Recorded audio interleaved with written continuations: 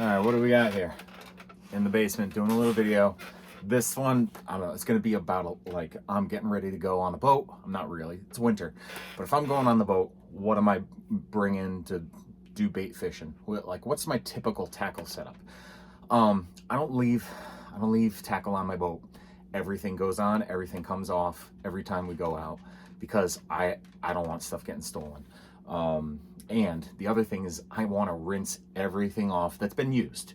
You know, if I got a bucket of stuff and, you know, I didn't touch anything in that bucket and sprayed it and get on it, that's fine. It's fine. If that bucket's been on the boat for a while, it's going to get sprayed no matter where it is, and that stuff's going to need to at least be washed at the end of the season. Well, all right, so let's say I'm going to go for blackfish, for porgies, for fluke. I'm going to bring some fresh bait.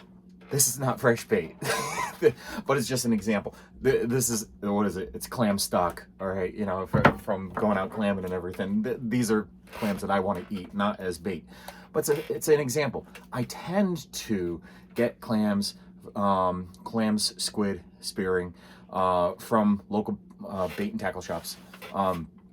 I'll buy the biggest, whatever they got, the biggest box, the biggest bags, and I'll take it home and I'll let it sit on the counter and thaw. Not completely thaw. I still want it to be like a little bit like icy, so that as I'm chopping it up, there aren't like crazy juices everywhere.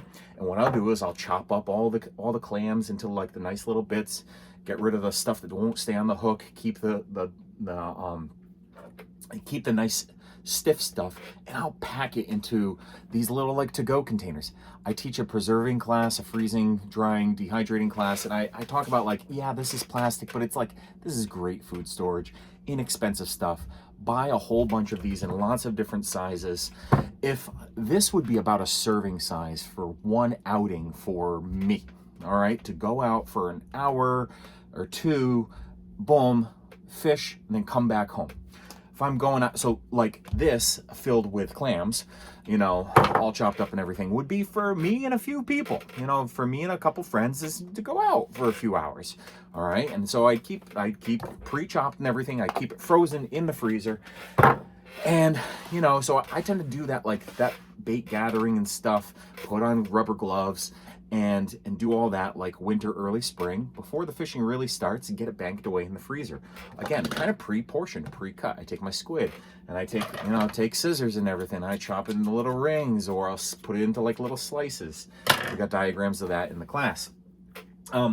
And so, yeah, kitchen shears, my God, these are everywhere. I buy them brand new and put them in the kitchen. Then every year I cycle out, you know, the couple of pair that are in the kitchen, they are now boat scissors, you know, and yeah, these are just like straight off the shelf, like KitchenAid kitchen shears. And they've got a little bit of grip on them. They will cut through stuff. So when I'm going on the boat, I'm bringing a cooler about this size. So if I catch fish, I can fit them in here. This will fit like a striped bass. This will fit a bluefish. This will fit a whole bunch of porgies and everything. So, but inside that, I'm gonna do a separate cooler for my bait. So in here, I'm gonna toss in like a bag of ice, you know, like a standard small little 5-pound bag of ice. Boom, in there, either store-bought, but me, I'm usually just bagging that from the refrigerator upstairs into like, and put maybe a couple gallon Ziploc bags of ice in here. And I don't always catch keepers. So they are safely bagged in here. And once I catch a keeper, I dump the ice out, add a little bit of seawater in there to make a slurry for the fish to be in here, about like that much, so that their bodies get super chilled and that they preserve really well. But here's the thing. If I don't catch any keepers, those bags of ice just go back in my freezer. And yeah, they're not going to be cubes anymore, but I ain't wasting it. It's going back in my freezer, and I'll pull those bags out. And then the one time where I do, you know, catch keepers, and that bag then is like, okay, all right, I'll toss that bag. All right, anyway, what's this little cooler? This little cooler fits in here, and this is where I'm putting this keeps all the mess and all the garbage of bait and stuff in this cooler. You know, a little pack of squid, you know, a little box of squid or whatever. A lot of times I'll get squid in, you know, in the big packages, and I'll chop them up and everything, or I'll leave them as whole squid, and then on the boat I'll put them in Ziploc baggies, freeze them as maybe 3 or 4 in a little Ziploc baggie, and I'll put that little frozen Ziploc baggie in my cooler with the spearing, with clams, whatever I'm choosing to use for that, and then I've got my scissors that are not necessarily in there, but like always on the boat. And then I can kind of chop it up fresh if I want to, if I had the whole squid or whatnot. I don't like to get the boat dirty. Remember, yeah, I got kids and everything on the boat, and I want to keep it nice and clean as I can. It's a fishing boat. It's going to get messy. There's going to be blood. There's going to be guts everywhere. There's going to be bait everywhere, but I am trying to keep things about as tidy as I can. Here's the thing. This can easily be hand washed with soap and stuff afterwards. This, is an easy thing to remember and not forget in your car. You forget bait in your car, you're gonna want to sell that car. But anyway, okay, so that's just like boom, boom, boom, coolers. All right, so I'm carrying out to the boat cooler. What else am I carrying? I'm carrying my rods. All right, and so since this is a bait class and everything, I always keep a pair of pliers on hand that have little snippers for braid or for monofilament, and then some straight. Look at those straight. So I want something that's not going to rust. This is going to be stainless steel. These are Danco is the brand. Every season I just buy a new pair, and it's like $20-25, and I know it's going to be sharp and ready to go. I know there are people out there who get like the expensive ones. They're like, buy one pair, you'll never buy another one again. I'm not that guy. I would rather have this one and then keep last year's somewhere else in my house. So when I'm untying rigs, I got extra pliers that I can be like, hey dude, you're on my boat, here, take these old ones, and when you get a fish on, use it to get the hook out. That way they're not asking me to get the hook out for them, although I do that plenty of times. Anyway, that's on my belt every time we go out. Yeah, sunscreen. I tend to wear something just like this so I can kind of like reduce the sun and everything. But what else? Rods. Now, we're carrying a couple rods out. At least, yeah, the adage of like, one is none. I'm not just bringing one rod. Stuff happens. Tips break. The whole reel seizes up and stuff like that. I'm usually bringing 2 for each person. All right. So if I'm going out, I'm usually carrying 3 rods, and one of them tends to be just a medium weight. Dude, this is like inexpensive. This is like $50, reel and rod and all. I can see I was bass fishing with it. Saltwater, freshwater, whatever. This is Shimano FX 4000 Walmart special. My God, get it on Walmart. It is, let's see, 6. It's probably 6'6". It's a little taller than me. Here's the thing though. This tip on it, great for throwing a lot of plugs and feeling action and maybe dropping a small little bucktail, but with the heavy leads that we are bait fishing with and dropping 80 feet down, this spinning reel isn't gonna do it. So, but I have it on the boat because something pops up on the surface. Oh, I'm fishing for whatever's on the surface. I'm not just bottom fishing. I'm an opportunist. So here's the other thing. I tend to keep something, so let's see, this is it doesn't really matter what it is, but it's a medium heavy spinning rod for throwing bigger plugs like the dock. If you know that one. Again, if stripers are around, I'm gonna want to catch them and everything. This is again inexpensive, less than $100 for the rod and reel altogether. It's got a soft tip, and so here's the thing. This rod isn't gonna be able to handle, if I'm bait fishing, dropping stuff down, I don't want to flip the bail, reset the bail every time we're going up and over a ledge and then down the other side of the ledge in a drift. This is inefficient for bait fishing, drift bait fishing. What I do like is a conventional style rod and reel. All right, and so again, like standing up and all, you can't see, but these are all about 6 foot, 6'6", somewhere in that range, 7 foot max, and a lot of them are one piece. These are things that they'll fit in the back of a car easily. I'm not gonna bust a rod tip off somewhere. Here's the thing. This one though, this is a heavy. This isn't a medium heavy. This is a heavy, and one of the things, this is not okay. Like this tip, so I've got hand way down. This tip, look at the arc. I can't really get much play with that. I am not going to be feeling much sensitivity at all. I do want something that's stiff in the core, but I want that tip to have a little bit of flex. And that's what I found with this medium heavy. This is a Tsunami medium heavy rod. It's man, I forget what it's, a sapphire or something like that. There's tons of, get an ugly stick, get a Shimano, get something inexpensive, fine. Again, holding the rod way down here. Now, this one has the rigidity here if I put it here, but then I put my finger up here and I push down. You see how it'll bend a bit. That little bit of bend, that's gonna be good for dropping a heavy 8 to 16 or 20 ounce. I fished a 24 ounce lead on this, and my arms hurt more than this rod can handle it. Again, medium heavy, and it's got a little bit of play up there. All right, it's not bending all the way down here, it's just bending towards that tip. That's going to give me the sensitivity to feel the little knocks and bumps as my rig goes along the rocks without being so flexible that it's bent the whole time. You know, it's not going to be like the little spinning rod, the medium weight spinning rod, that's just going to be bent the entire time, where it's flexed out completely with a heavy weight, and I can't feel anything because there's like too much play in the rod. I need something that's stiff but not too stiff. All right, so we're not going heavy. Okay, again, so these are the things I'm carrying on the boat.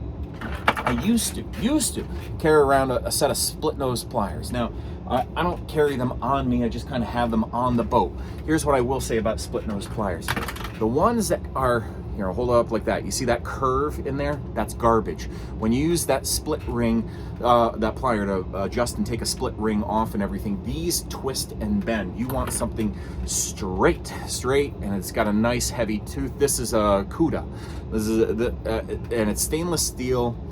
Again, stainless, everything that goes on the boat. I've been enjoying these because, you know, I've got like that little Danco holster there, and it's like it's on me. I hand it off to somebody and it's coming right back to me. It's not dinging around on the floor of the boat. Okay, what else am I carrying on the boat? We're almost there for like this little segment, but it's like, how do I pack?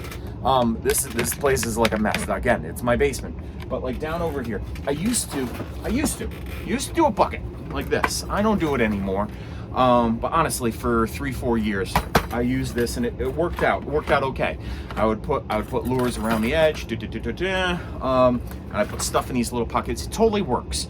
I found that the roundness of it, stuff would get lost in the bottom. It's just the depth of it was too deep, and some of the things that would be in the bottom, they'd just be there, and debris would collect in the bottom, and everything. So, for some small rigging and small stuff, I do keep a small tackle box.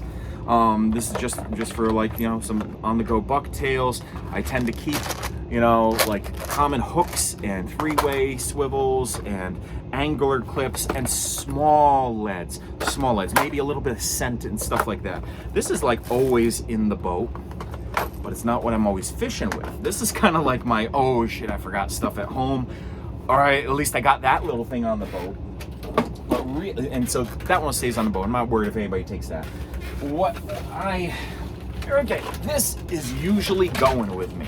All right, so this is Hoagie. All right, so Hoagie's crate, whatever cradle. I got this for myself for Christmas, and I love it.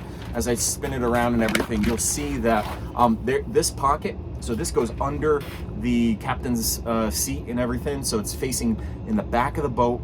I can grab a knife to punch through and bleed a fish out right away, and it's in a sheath. That knife is in a sheath. Yeah, it's a rusty old knife, all right, but I'm not using this for filleting. This has been downgraded to utility knife on board. What else is in here? Again, a short, stubby, you know, full tang knife to be able to like kind of pop it in and quickly kill a fish should I need to. Same thing. This is an old screwdriver that I just kind of like, it's rusty and everything, that I just, you know, whittled down. That's the like the there's some times where I want the fish to die quick, all right, and then bleed out. I got a few of these on board. This is for, you catch a bluefish. I got the longer one somewhere. There it is on this side. I got the longer. Go on eBay. There's a guy that welds these up all. If you weld and you got stainless stuff, look at that. Look at that. Yeah, you just one little weld there and bend the stainless right there. Boom. That's to get hooks out. All right. So but you're not really using this with fluke and with sea bass. You break out your pliers with fluke, sea bass, and porkies. All right. But if you get into some blues and you don't want your fingers near those teeth, you have one of these on board. All right. What else is in here? Again, remember, my friend, the split ring pliers are in here just in case. And this, I've had to use this a couple times. What is this? I pop it out. I know this is in its own compartment. I reach in and I pop it out when it's like the shit hits the fan and we're like, oh, pull it out. What is that? This is no thinking. Somebody's hung up and we're gonna lose a rod, or line might be wrapped around somebody's hands or whatever. I come in with this thing and boom, one pull, cut the line, cut the mono, cut the braid, the whatever it is. I keep that, honestly, and the knives, and I keep a lot of things on board for safety, just to cut line should something go south.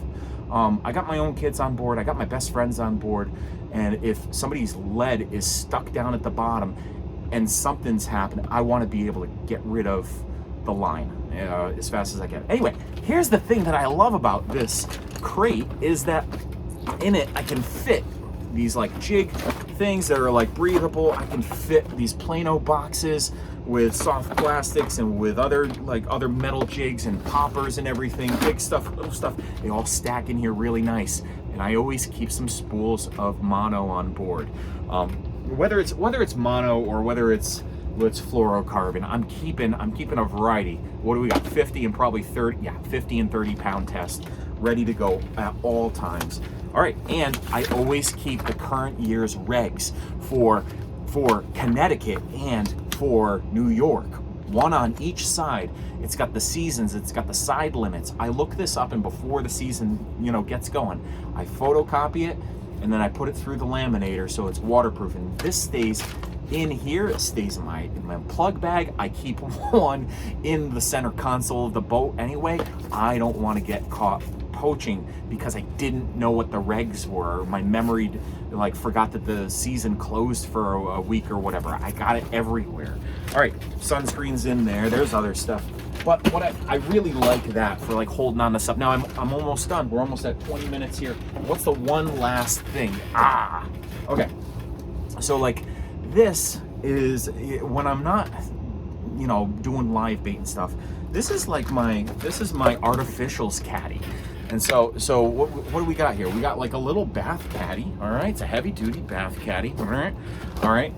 I drilled some holes in the bottom, so if we're on deck and water sloshes in here, I can just hose everything down and the water cleans out. Here's what I got. I got large 6-inch plastics in here. So so these are the grubs and the minnows and stuff like that. And I got 5-inch ones. And what I'll do is I'll take several packs of these, and when they're getting low or whatever, I'll marry them into here. Or the old ones also go in here. And so when I'm fishing and I'm hooking up my rig and I want to use some gulp grubs, I just go into here. Now all of these came from the original flat weird tubs that they have. I think this was Dave Anderson from the Fisherman magazine had this hack of he's yeah, Talenti ice cream. He's yeah, it fits perfectly. The whole gulp thing fits perfectly in there, and then you can fit so much more. Stack them in here, and we don't get gulp juice all over ourselves. It's amazing. I also got some Ronzis in here, the Dormatadors. Yeah, just always keeping tons and tons. It's Amazon Prime Day came in, and it was hey, it was $1 off or $2 off for each pack of gulp, and I was yeah, I'll stock up. All right, so these are things that are going in and out. So it's if you're come fishing with me, I'll be yeah, hey man, this is in the back of my car. Take the grubs, take the cooler here. You take the rods. Now this kind of stays in the basement, but what sometimes my wife and I, we tend to like to also scent and bait stuff like this Lunker lotion. All right, this is Manhattan. We love the squid one. There's a glow one in here, and this one, anchovy's my wife's favorite, that one. So I keep, you know, what do we got? Procure, we got yeah, oh yeah, fire gel. All right, so these are all things that I might smear on a spoon or smear on something just to see, like, does it make a difference? It's like, here's the thing, if I got fresh bait on board, I don't find that any of this stuff makes a difference. But if I'm only fishing with artificials, there are times where I feel like, yeah, this is making the difference. And if it's making me feel like it's making the difference, then it's worth kind of having on the boat. Now, do I keep all of this on the boat? No, I just kind of pull out my favorites. You know, so, okay, yeah, so it can seem like a lot, but really it's like you should bring a cooler, you got your bait. What I didn't also say was, you know, that hoagie crate, it's got all the pockets. I've taken all these out because I want to reload it. I keep porgy rigs and sea bass rigs and three-way spoon rigs all preloaded in Ziploc bags and all like labeled nice and neat in the little pockets of that organizer around it. So I'm pulling those out, baiting them, putting lead on and dropping it down.